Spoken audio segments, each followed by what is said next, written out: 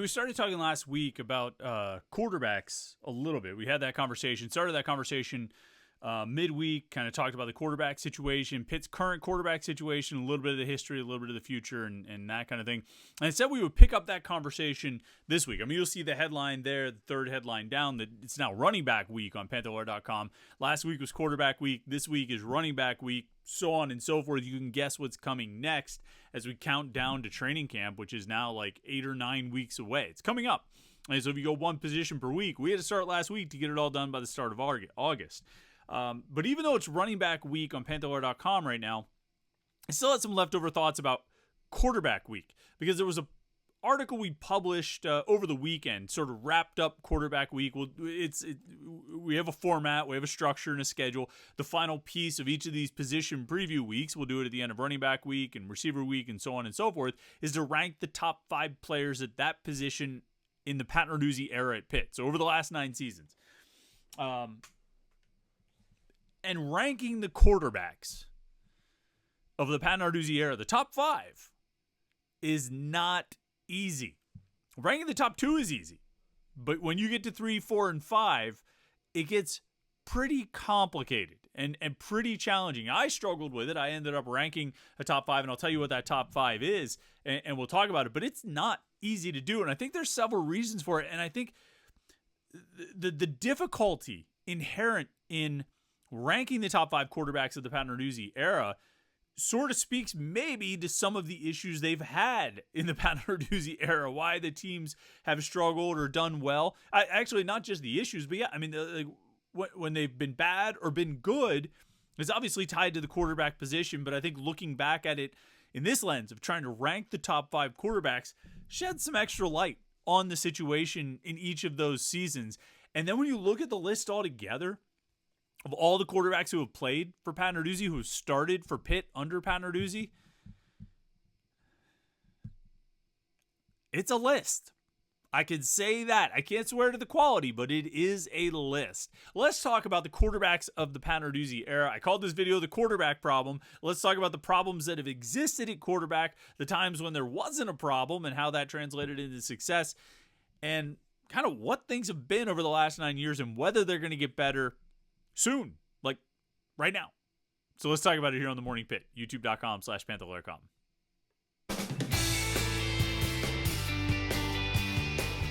All right, it's Tuesday. It's the Morning Pitt, youtube.com/Panther-Lair.com. I'm Chris Peak from Panther-Lair.com, of course. You should already know that. I don't know if you do, but you should. You should also know about the website, Panther-Lair.com, Pittsburgh.rivals.com for all your Pitt sports coverage, football, basketball, and recruiting, and message boards to talk with other Pitt fans. All day, every day, Pitt fans are hanging out on the message boards at Panther-Lair.com talking about Pitt sports. It's a lot of fun, and hopefully you can join in with us and be part of the conversation, be part of the interaction, and like I say, I think it's the best online community of Pitt sports fans that you're going to find. So check it out, Panther-Lair.com. And real quick, what we always ask you to do, like this video and subscribe to youtube.com/Panther-Lair.com. That way you won't miss any of our Pitt video content. These daily morning Pitt videos, our weekly live show that we do every Wednesday night at 8 p.m., except this week when we will do it tonight. Big schedule update, programming note. Live show tonight at 8 o'clock. So don't forget about that. I'm going to be unavailable tomorrow night. Don't tune in tomorrow night at 8 o'clock. If you want to wait and watch the replay of the live stream tomorrow night at 8 o'clock, go for it. You can start that anytime you want. But if you want to be part of the conversation, part of the live stream, tune in tonight, 8 p.m. right here, youtube.com/Panther-Lair.com. And if you're subscribed, which the subscribe button is right down there, you see it down there? If you're subscribed to youtube.com/Panther-Lair.com, you will, and you turn on your notifications, you can get an alert sent to your phone whenever we go live. So you don't want to miss it. Subscribe, tune in. We'll have a lot of fun tonight. All right. 9 seasons under Pat Narduzzi. Right? 11 starting quarterbacks. Start right there. Does that number surprise you? Like when you think about starting quarterbacks, I mean, you obviously, I think there are a couple of guys you obviously think of, but do you think of there being 11 starting quarterbacks over the course of the last 9 seasons? 11 guys who made a start for Pitt, and all of them started at least 2 games. 9 out of the 11 started at least 3 games. And I think 7 out of the 11 started at least 5. Now, you've obviously got 2 guys who started the vast majority of those 115 games or so that have been under Narduzzi. It's Kenny Pickett started 49 games and Nate Peterman started 24.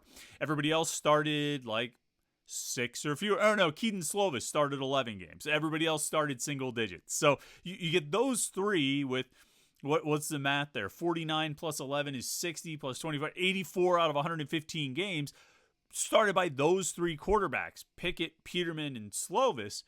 And the rest all started 6 games or fewer. Ben DiNucci started 6 games. Max Brown, Phil Dracovic, and Christian Veyer started 5 games each. Nick Patty and Nate Yarnell started 3 games each. And then Joey Yellen and Chad Wojtek started 2 games each. Now, remarkably, out of those 11 starting quarterbacks,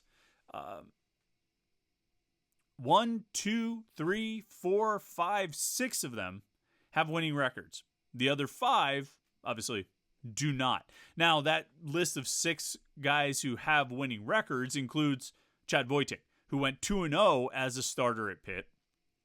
Although he lost the starting job kind of midway through his second start. He was 6-7. I shouldn't say Chad Wojtek went 2-0 as a starter at Pitt. He was 8-7 as a starter at Pitt. 6-7 was the record he posted in the 2014 season. And then he was 2-0 under Narduzzi. 2014, of course, Paul Christ's last season. Wojtek was the starter all year that year. And then under Narduzzi, he started the first 2 games, but Nate Peterman took over midway through the Akron game and held on to the starting job basically for the rest of the time, the next 24 games. The rest of 2015 and all of 2016. So Wojtek gets a little bit of an asterisk there. Under Narduzzi, he's 2-0. Overall at Pitt, he was 8-7. Either way, I don't think we're putting him on the list of the top 5 quarterbacks of the Narduzzi era. Patty and Yarnell, both 2-1. And we know sort of the particulars of their unique situations. Nick Patty, 2 out of his 3 starts were in bowl games. He started the Peach Bowl and the Sun Bowl back-to-back years, went 1-1 in those games. And then he also started the Delaware game in 2019. So he started, 1 game in 19, 1 game in 2021, and 1 game in 2022, 2 of those being bowl games. One of the more unique one of the more unique resumes for a starting quarterback, I would say. Nate Yarnell, we know the circumstances there, started the Western Michigan game in 2022, and then the last 2 games of the 2023 season, split those games in 23. He's got a 2-1 record as a starter. And then Keaton Slovis, 7-4 as a starter. He started 11 games in 2022, missed the Western Michigan game that Yarnell started. Started the other 11, left before the bowl game, which opened up an opportunity for Nick Patty to get a start and ultimately close his career on a high note with that win over UCLA. But went 7-4. So those are your winningest quarterbacks under Pat Narduzzi, starting quarterbacks. Kenny Pickett with 32 wins, Nathan Peterman with 14, and Keaton Slovis with 7. And then Patty, Yarnell, and Wojtek with 2 each. Now, when you rank the top 5 quarterbacks, it's like you don't even have to bother. Like I wrote many more words than I needed to in my article about this over the weekend about who's number 1. I mean, Kenny Pickett is obviously it. He's got 22 different records, I think I counted in the Pitt record book. He's the all-time record holder for 22 different individual quarterback marks and offensive marks. He's also got 7 of the 20 highest single-game passing totals in Pitt history and 2 of the 5 highest single-season passing totals. He went over 3,000 yards twice in his career, which there aren't many guys who could say they've done that. I actually don't think anybody else has ever posted multiple 3,000-yard seasons at Pitt. And he was a Heisman finalist. He led Pitt to the most successful season in 40 years. He might not just be the best quarterback of the Pat Narduzzi era. He might be the best overall player of the Pat Narduzzi era. And that's probably another conversation and discussion we could have. But he's an easy one to put at number 1. And Nate Peterman is a pretty easy one to put at number 2. 14-10 as a starter, 5,000 yards passing, 47 touchdowns, 15 picks, 61% of his passes he completed. Pretty efficient quarterback. And of course, one of the best single game performances in Pitt history when he led the win over Clemson in 2016. Threw for 5 touchdowns, 308 yards, no interceptions. Just a monster game from Nate Peterman. And arguably, I mean, it's without that game, he's still probably on this list. If he's 14-11 or 13-11 as a starter, he's probably still on this list. He's probably still number 2. Because I don't really know who you would put above him. We'll come back to that in a second. But I don't know if he even gets drafted. I don't know if he even kicks around in the NFL like he did without that Clemson game. I feel like all the hype that went on Nate Peterman, any interest in him professionally, it all stemmed from that game. He wasn't having that great of a season prior to that. He was just okay in 2015. He was fine. He was more or less efficient, protected the football. He wasn't that great in the first 9 games of the 2016 season. They were 5-4 at that point. He didn't play particularly well the previous week at Miami when they got blown out, and he was just okay. Just okay. Had a couple moments over those 2 seasons, but wasn't really anything special. And then he goes and wins that Clemson game and becomes, a hero. Because again, one of the greatest performances in Pitt history. So that did a lot, I think, for how we view Nate Peterman and his reputation and his sort of legendary status at Pitt was because he won a legendary game and, made it an easy choice for number 2 on this list. But like I say, even if he was 13-11 as a starter, even if they lost that game, I still don't think you would have moved him down because who are you putting ahead of him? For the number 3 quarterback on this list, I put Keaton Slovis. And just because, he went 7-4 as a starter. He had 300 yards and a touchdown in the West Virginia game.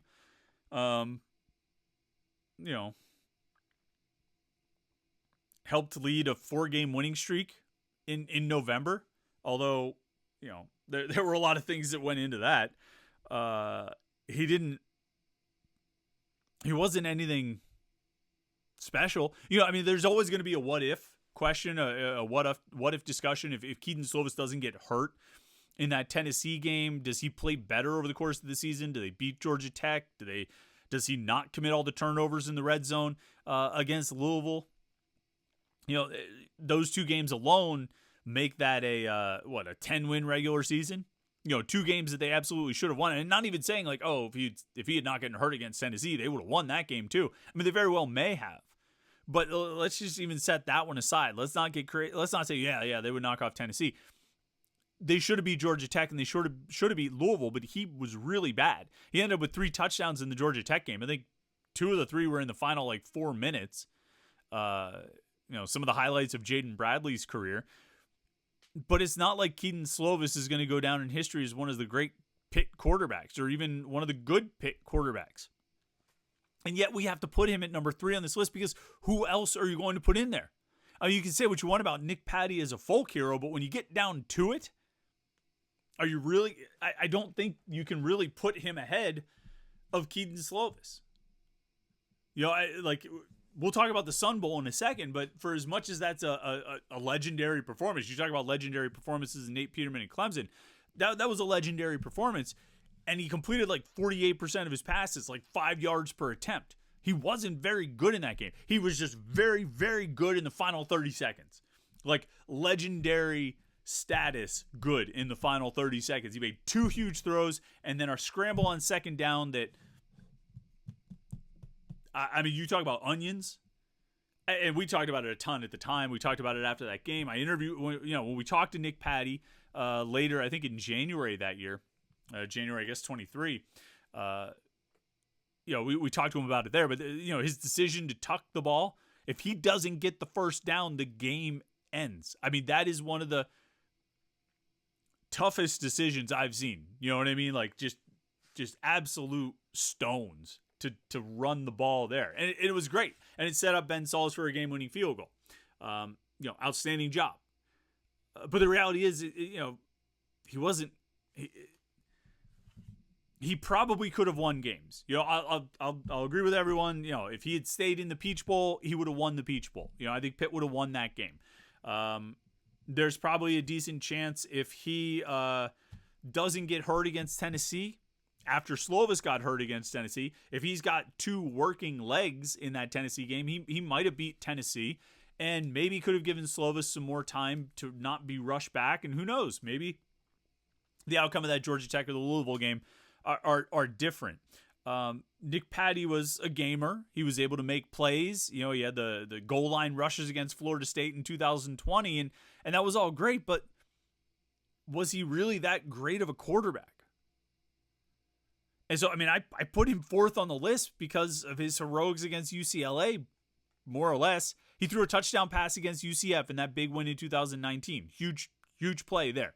Game that comes down to, it's a 1-point game, right? A 1-point win. I mean, that was a monster play for Nick Patty to make there.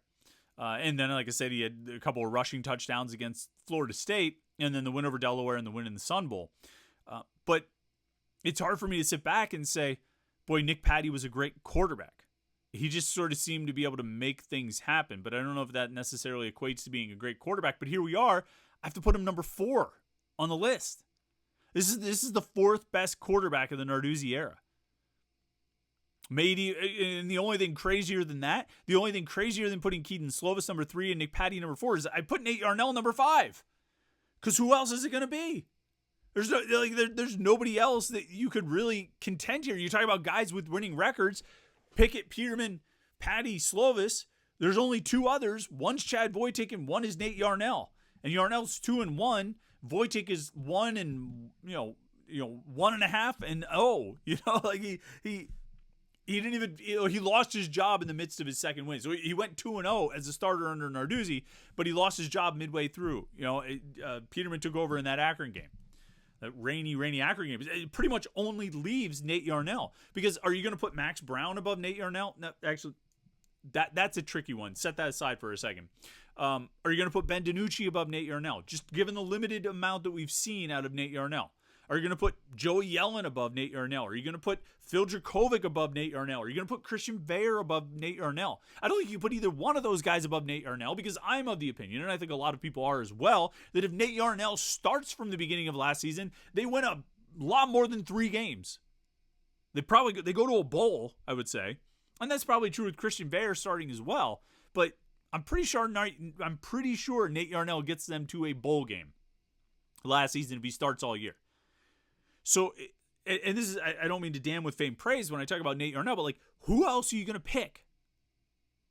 And it feels that way when you're talking about number 3, number 4, and number 5 on this list. You got Pickett, and you got Peterman, and you got, who else are you going to pick at number 3? Who else are you going to pick at number 4? And who else are you going to pick at number 5?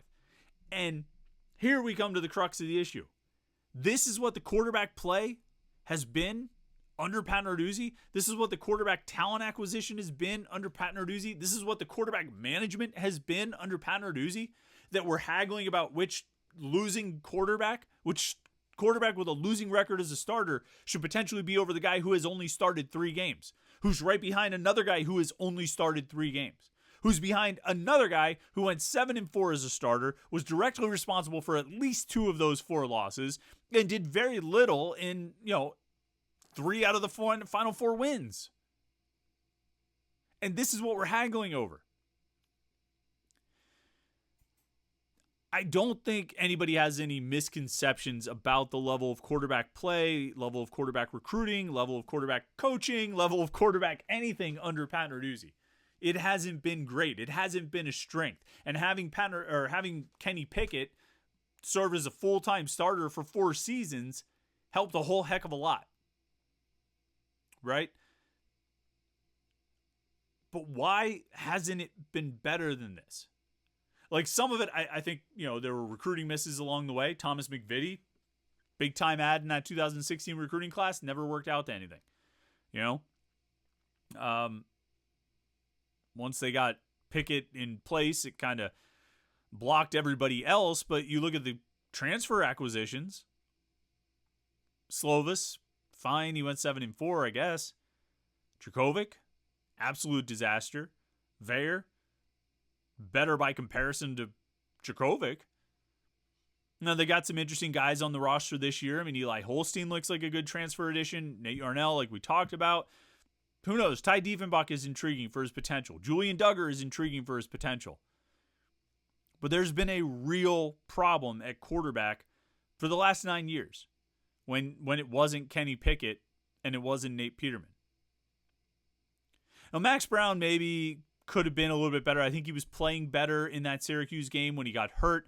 Pitt subsequently lost. I mean, they lost that game. They lost to NC State. They lost to Carolina, and they lost to Virginia Tech. I think all 4 of those games, they have a much better chance if Max Brown keeps playing the way he was playing. You know, he played really well against Rice, and I think he carried that momentum after losing the job. If you recall, he started the season, lost the job to Ben DiNucci. Then DiNucci lost the job back to Max Brown. Max Brown ends up starting the Rice game, throws for like 400 yards, goes up to Syracuse, and I think was playing well before he got hurt. If he had been able to stay healthy, carry that momentum, keep playing well at Syracuse, they probably win that game.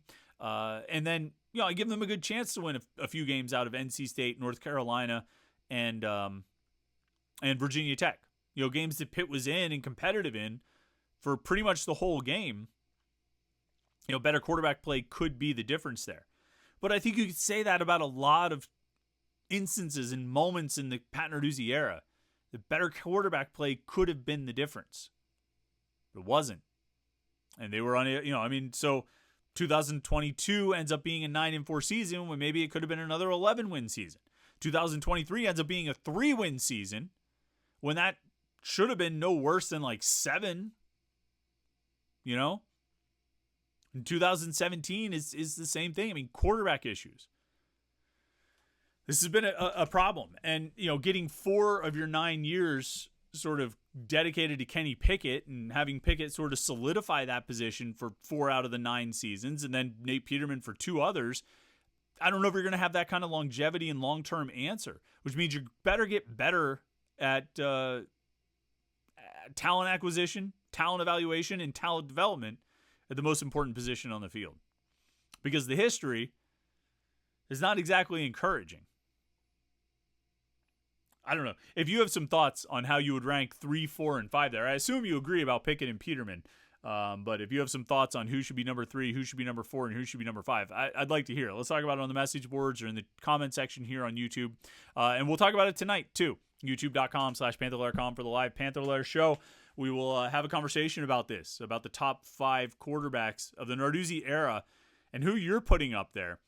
And I think Jim is going to join us. He always does, and we'll see what he's got cooking up for the top 5 running backs of the Narduzzi era. I think that's an interesting conversation, too. There's some good options to put in there. Some good, talented running backs have been in this program over the last 9 years. Wonder how we rank those guys as well. So it should be a fun conversation. Make sure you don't miss it by liking this video and subscribing to youtube.com/Panther-Lair.com. The subscribe button's right down there. It makes it nice and easy for you. So click that and come hang out tonight, 8 o'clock, right here, youtube.com/Panther-Lair.com. Don't forget the website, Panther-Lair.com, Pittsburgh.rivals.com to get all of your Pitt sports news, football, basketball, and recruiting. Thanks so much for tuning in today. Appreciate it. Hope you had a great Monday and your Tuesday goes well. We'll talk to you tonight on the live stream. And then tomorrow on youtube.com/Panther-Lair.com.